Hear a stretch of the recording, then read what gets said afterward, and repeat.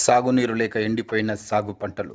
సిత్యా తండాలో పర్యటించి ఎండిన పంటలను పరిశీలించి రైతు రమావత్ భిక్షా తదితరులకు ధైర్యం చెప్పిన మాజీ మంత్రి ఎర్రబెల్లి. పాలకుర్తి నియోజకవర్గ పర్యటనకు వెళ్తున్న సందర్భంలో వరంగల్ జిల్లా పర్వతగిరి మండలంలోని సిత్యా తండా, మొత్యా తండాలో ఎస్ఆర్ఎస్పీ కాల్వ నుండి నీటి విడుదల చేయక ఎండిపోయిన పంటలను రాష్ట్ర మాజీ మంత్రి ఎర్రబెల్లి దయాకర్ రావు పరిశీలించారు.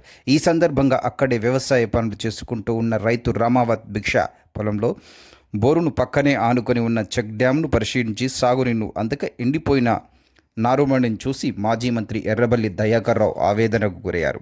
ఈ సందర్భంగా ఎర్రబెల్లి మాట్లాడుతూ సమయానికి రైతు బంధు, ఎరువులు, కరెంట్, సాగునీరు రైతులకు అందించే వారికి కంటికి రెప్పలా కాపాడుకోవాలని అన్నారు. కానీ ఈ కాంగ్రెస్ రేవంత్ సర్కార్ రైతులకు కన్నీరు మిగిల్స్తుందని, ఇప్పటికైనా రేవంత్ రెడ్డి కళ్ళు తెరిచి నష్టపోయిన రైతుల గురించి ఆలోచించి ఎస్ఆర్ఎస్పీ కాలువ ద్వారా సాగునీరు విడుదల చేసి రైతులకు అండగా నిలవాలని కోరారు. ఈ కార్యక్రమంలో పర్వతగిరి మండల బీఆర్ఎస్ నాయకులు, రైతులు తదితరులు పాల్గొన్నారు.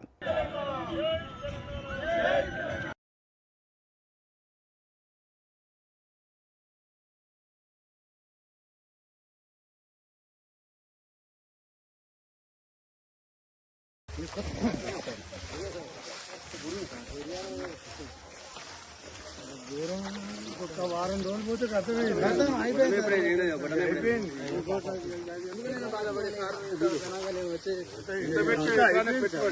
సార్ ఇప్పుడు పెట్టుబడి దీనికి 50-60 వేలు అయింది సార్. ఇప్పటికే 50-60 వేలు 2 ఎకరాలకు